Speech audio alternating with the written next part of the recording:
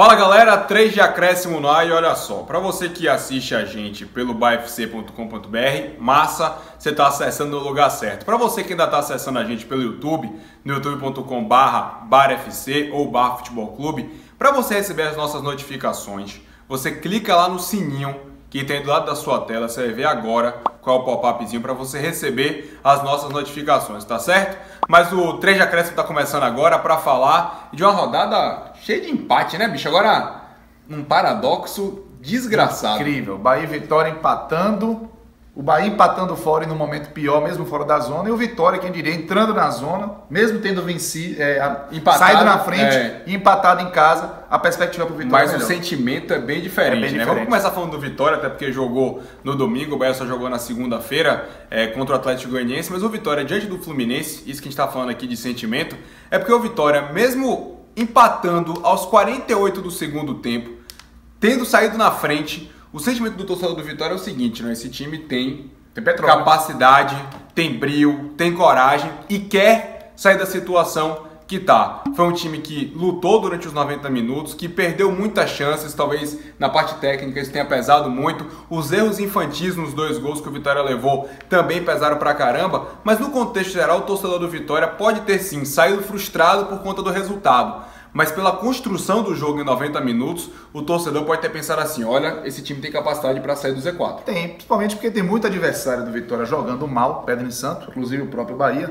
E o Vitória, principalmente no primeiro tempo, Pedro, foi absolutamente superior ao Fluminense. O Fluminense que tinha um meio campo forte, mas que não veio para campo. Orejuela não jogou nada, Gustavo Scarpa não jogou nada. E fica a dúvida, se eles não jogaram nada porque estão mal, ou se for o Vitória que não deixou. O Vitória que foi pra cima, né? O Vitória mudou um pouco a sua postura, não foi um time que ficou atrás esperando só a reação ao ataque do Fluminense. Abafou muito o meio de campo do Fluminense e fazia uma transição muito boa do meio para frente. Aí chegava no último terço, faltava aquela qualidade. Não, é porque o problema é o seguinte, né? é que... O passe para deixar na cara do gol. Diz que quando o Urubu tem as aulas de cima, ou de baixo cagando de cima, né? Velho, as chances do Vitória caíram no pé de Patrick, que... O que o Patrick perdeu de chance nesse jogo, no primeiro tempo, no segundo... Não foi, mas a bola não é pra cair no pé dele pra definir. Patrick não é ele que é pra definir, entendeu? Participou dos 2 gols, perdeu uma chance clara no segundo tempo, jogou na lua. Enfim, mas o fato é que o Vitória foi bem e quando fez 1-0, parecia que ia levar esse jogo numa boa, porque foi 45 no primeiro tempo, o Fluminense não tinha conseguido chegar, aí vem a boca de aratanha, porque eu virei pra falar assim, rapaz, o Wallace tá engolindo o Henrique Dourado. O Henrique Dourado. O Henrique Dourado não tá achando nada. Acabou o primeiro tempo assim, falando, o Vitória jogou muito bem. Aí veio um lateral. Começou o segundo tempo, lateral. E zagueiro nenhum pode tomar um drible. Foi o único lance que Henrique Dourado foi superior ao Wallace na disputa homem a homem. E aí acabou pintando o gol de empate do Fluminense, no rebote do Fernando Miguel. Aí nesse momento, o Vitória deixou de ser superior ao Fluminense para ser um jogo equilibrado. O Fluminense chegou mais, ficou mais à vontade em campo. Acordou no jogo também o Fluminense. Acordou, mas isso não foi suficiente para dizer que o Vitória foi inferior ao Fluminense. Até pelo primeiro tempo que fez. E pela dinâmica. O Vitória volta e meia tentava chegar ali, sentia um pouco o gol, mas depois foi retomando essa superioridade. E aí, a partir dos 25 minutos do segundo tempo, avançou de novo. E aí começou a perder chance atrás de chance. Agora, e dois pontos. A questão do sentimento, Vitória. Que era o torcedor que... Pô, o torcedor do Vitória só joga no contra-ataque, só joga de maneira reativa, só se fecha lá atrás para sair. Contra o Fluminense, o Vitória foi um pouco mais ousado. Foi agressivo, foi para cima. Então essa questão do sentimento que a gente começou a falar no início aqui do 3 de acréscimo, é que o torcedor do Vitória pode ter pensado assim, olha, aquele time que só jogava no contra-ataque, não. Tem bola para jogar lá na frente também. Soube pelo menos pressionar o Fluminense e obrigar o Fluminense a mudar o estilo de jogo. Agora, o grande problema da Vitória, Juninho se contundiu no primeiro tempo e saiu no segundo.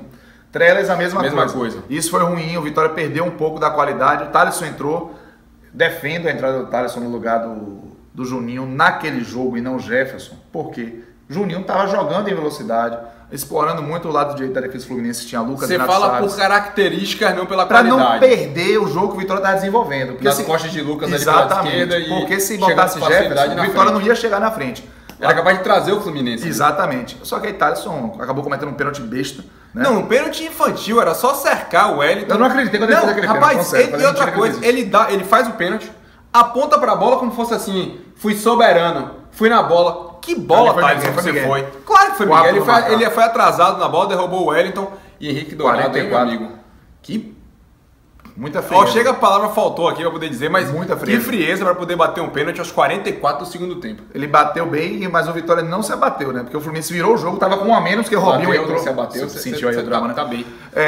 O Fluminense não se abateu, o Vitória não se abateu, o Vitória tava com um a mais quando tomou o segundo gol, porque o Robinho acabou entrando e com 1 minuto de jogo deu uma entrada brutal no Kaique Sá. E aí foi expulso com justiça. O Fluminense já estava atrás. Fato é que, mesmo assim, fez um gol e o Vitória não se abateu. Tinha perdido alguns gols. Canu se largou para o ataque. Antes do pênalti, antes de Thalisson fazer o pênalti, Canu tinha acertado a trave de cabeça.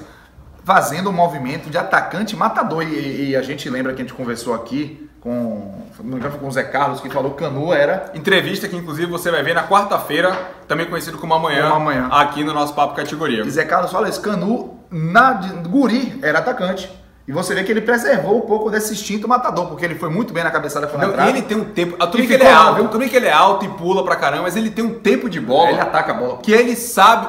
já teve gol de Canu subir por cima de zagueiro, mas a colocação dele dentro da área e o tempo de bola pra saber a hora certa de agredir, de atacar, realmente é surpreendente. E aí, acabou que ele ficou lá dentro da área, o mesmo Fluminense fez fazendo aos 44, o Vitória foi atrás. O árbitro deu o quê? 4 minutos de acréscimo, 4, 5 minutos de acréscimo. Canu tinha que voltar pra zaga, mas não era pra ficar lá no ataque. Não, e ele foi até antes do segundo gol do Fluminense, tanto que o segundo gol do Fluminense acontece, inclusive, num lance em que o Thalisson foi cobrir uma saída de Wallace que estava cobrindo o que Canu saiu, porque o William Corrêa, que tinha ido pro lugar de Canu, já tinha virado meu baba, né? Exato, porque Canu estava lá de atacante, mas o fato é que o Vitória conseguiu ter força para buscar um empate e salvar um ponto quando poderia ter ganho 3. Né? Voltou para a zona de rebaixamento, o resultado, no geral, é ruim, porque empatou em casa, não ganhou as 3 seguidas que tanto se esperava. Não, que toda hora bate na trave. Não fez uma gordurinha dessa zona de rebaixamento agora. O Vitória foi superior ao Fluminense e quando o Vitória não foi superior ao Fluminense em alguns trechos da partida, 30% do jogo, não quer dizer que o Fluminense tenha sido melhor, foi apenas um jogo equilibrado. Então isso dá ao torcedor do Vitória uma expectativa de que os resultados aconteçam, porque foi por muito pouco esse jogo contra o Fluminense, foi questão de futebol. Aí manter essa evolução, né, para poder ver se isso se transforma em resultado, porque realmente a zona de rebaixamento incomoda e o Vitória ainda vive uma situação dramática. Mas se antes o torcedor via um Vitória acomodado, um time desesperançoso, um time desorganizado, ele viu diante do Fluminense tudo o inverso. O resultado pode não ter vindo, mas a postura dos jogadores dentro de campo, e eu não estou falando somente de atitude, de vontade, de carrinho, de se jogar na frente da bola, não, mas de querer jogar, da postura dentro de campo, da organização, das ultrapassagens, das coberturas, dos passes, tem muita coisa a ser corrigida, claro, muito grande. Mas é um outro time, é um time com mais alma, um time muito mais vivo, um time muito mais brigador do ponto de vista da vontade e do ponto de vista também de querer jogar futebol, porque se o torcedor do Vitória reclamava que a equipe de Mancini só jogava no contra-ataque, contra o Fluminense ele deu o cartão de visita melhor possível para ser um time que também sabe agredir o adversário tendo a posse da bola. Aí, de domingo, vamos para a segunda. Cuidado. Cuidado. Na segunda-feira, o Bahia foi até o Pedro Ludovico em Goiânia e empatou com o Atlético Goianiense em 1-1. Não ganha lá, né? Não ganha lá. Não joga bem. Foi assombradíssimo. Foi o primeiro tempo. O primeiro tempo do Bahia foi desesperador. Minha cá, se eu lhe dissesse assim, um time que tá brigando para não cair vai pegar o lanterna do campeonato. Você imagina que o quê? Bom. O Atlético Goianiense era o time lutando para não cair, o lanterna era o Bahia. Né? Não tem a menor dúvida disso. Porque o Bahia esperou o Atlético Goianiense. O Bahia jogou no contra-ataque para o lanterna do campeonato. E outra, no primeiro tempo, se não fosse Janzinho, com pelo menos 2 grandes defesas... 3-0. Não, já era. O jogo já não precisava nem ter o segundo tempo, porque o Bahia foi de uma apatia, de uma desorganização, de um futebol pobre na primeira etapa, que tem a santa paciência. Eu linko a aparente, pelo menos, a apatia, à falta de organização. Sim, mas os caras correm errado. O que a gente falou do Vitória é justamente o inverso do paradoxo. O campo do jogador do Bahia parece que é muito maior. Os caras pegam a bola e é um latifúndio à volta, não tem um companheiro, o gol tá a 300 km de distância, nas poucas vezes que Jean saiu jogando, até a câmera da televisão, para quem acompanhou no canal fechado, tava assim, uma linha de 4 jogadores, os jogadores levantavam a cabeça, não via um volante buscar bola, não via um ponta, não via ninguém buscar bola, todo mundo se escondendo. E aí você pega um Bahia que teve tempo para treinar após a efetivação de Preto. Mudou o quê? Porra nenhuma. E esse é o problema, porque é um Bahia que vem jogando mal desde que Preto assumiu, né? Desde o jogo da Chapecoense, conquistando alguns resultados aos trancos e barrancos, como foi contra o São Paulo e contra o Vasco, e o empate contra o Chapecoense lá, que devia ter ganho se tivesse feito um jogo minimamente decente, como foi ontem. né? Devia ter ganho também. E aí a perspectiva pro Bahia, que tá fora da zona, que passou o Coritiba... Mas peraí. Você falou que o Bahia deveria ter ganho, por que contra o Atlético Goianiense? Porque se você pega uma lanterna do campeonato... seja antes da bola rolar. Sim, claro. Não, pelo contexto do jogo. Pelo contexto do jogo, o empate acabou saindo de lucro pro Bahia, pelo primeiro tempo horroroso que fez, apesar de uma melhora não significativa.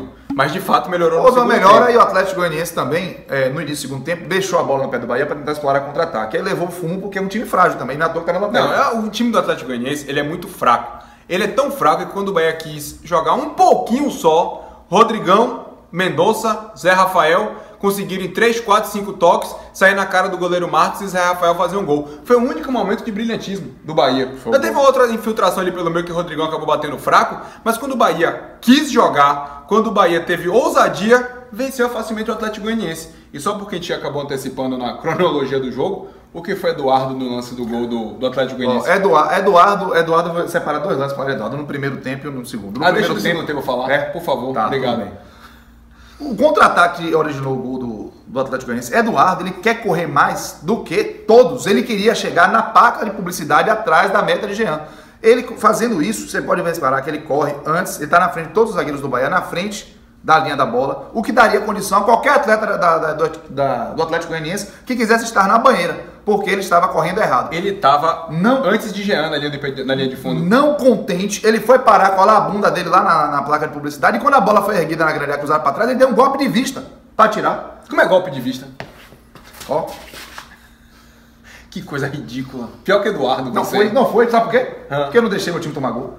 Ele fez o golpe de vista e o Bahia tomou um gol. Não, e 3 jogadores do Atlético Goianiense chegaram com capacidade para finalizar. Luiz Fernando foi muito feliz. Lucas Fonseca voltou, parecendo que tinha duas correntes amarrando. Depois tem hora que a câmera mostra assim, Lucas está fazendo um esforço para voltar. Eu quando estou jogando bola, com 1,92 de altura e 100 quilos, medonho. Eu me lembrei de mim mesmo. Vendo o Lucas Fonseca voltar correndo. Cena patética, então. Não, horrorosa, ele pesado. E aí depois disso o jogo realmente caiu em desgraça. O jogo foi muito ruim entre Bahia e Atlético Goianiense. Foram quase 100 lançamentos, não sei quantos milhões de cruzamentos. O Bahia só acertou um cruzamento em 28. Pelo Footstats, você que gosta de dados, o Bahia acertou um cruzamento em 28. Quem acertou foi Juninho? Lógico. Eduardo não porque do outro lado, Eduardo, me narre, Pedro Santos. Eu lance aos 47 do tempo. O Bahia em cima do Atlético Goianiense. No segundo tempo. 47 do segundo tempo. Yuri, tomara que você ache esse lance. Seu time está empatando. Seu lateral direito vai avançando. Ele vai avançando. Ele vai chegar na linha de fundo. Pegou a bola livre. Você já imagina que seu atacante que tá ali vai pegar aquela raspadinha e vai... né? Aí seu lateral chega na linha de fundo. Você recebe uma leve pressão do jogador do Atlético. Não estava todo livre, não. Ele não estava livre. Ele recebe uma leve pressão do Atlético Goianiense, mas não é desculpa. Aí volta. Tinha um bosque inteiro descampado pra ele. Calma. Ele chega na linha de fundo e num termo que Cássio Cardoso gosta muito, a moda caralha, ele se livra da bola, ele dá uma bicuda que a bola vai parar lá em Ceilândia, uma cidade satélite que fica ali pelo centro-oeste. Satélite foi um bom trocadilho. Onde a bola foi parar. Ei, irmão, rapaz, ele se livra da bola. Parece que ele perde massa encefálica na hora de decidir o que vai fazer com a bola. Sabe o computador, quando você tá trabalhando no computador, de repente bate aquele... Dá bug, tela azul. Não, erro 404, Meu irmão, já era, bicho. E o pior é o seguinte, né? Que ele já goza de um prestígio com a torcida do Bahia, que eu vou te dizer. Aí pega a chance de se consagrar. Foca nele, que ele faz assim, ó. Tipo, eu queria ter dado o arco na bola e a bola foi parar lá em Ceilândia, entrou em órbita e foi parar lá na cidade satélite. Mas enfim, quando a gente compara a postura do Vitória com a postura do Bahia, Cássio Cardoso, me desculpe, mas o Vitória tá com mais cara de que vai sair do Z4 do que o Bahia. Do que o Bahia que vai ficar fora dele, né? E outra coisa, Preto Casagrande no seu primeiro jogo como treinador de maneira oficial do Bahia. Não mudou nada nos 5 jogos, não mudou nada do 5º jogo para o 6º jogo. Agora, sincero e honestamente, a empurrada barrigal que fizeram com o Preto, culpa da diretoria, é reflexo do que está acontecendo dentro de campo. Não tem a menor dúvida. A diretoria não pode ser isentada de nada desses problemas que o Bahia está passando. Porque... prazo de 5 jogos, efetiva Preto porque só tem ele mesmo. A história de Preto Casagrande foi uma aposta de alto risco que eles assumiram. Eles, os componentes da diretoria do Bahia, e eles vão precisar abanar esse carvão molhado, porque Preto não mostrou nenhuma evolução no time dele depois de 15 dias, depois de efetivado, e nem 6 jogos que ele teve à frente do Bahia. E os 5 jogos antes de ser efetivado serviram de parâmetro. Querendo ou não, foi uma aprovação. Tá regular. O parâmetro continua ruim do jeito como começou. Um abraço, tchau. Valeu, galera. Segura o Dorflex.